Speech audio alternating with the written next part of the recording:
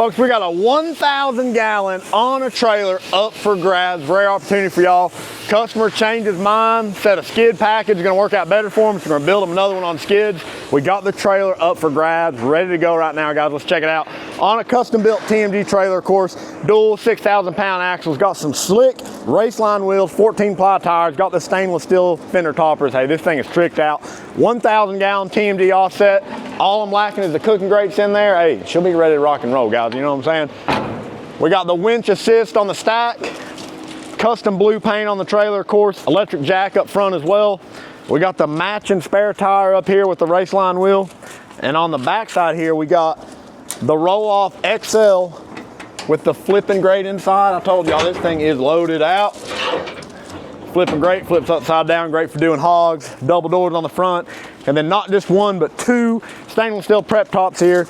Matching stainless steel fender topper as well, guys. All for the low price of $37,000. Get you in a TMG 1000 trailer rig ready to go, guys. Give us a call.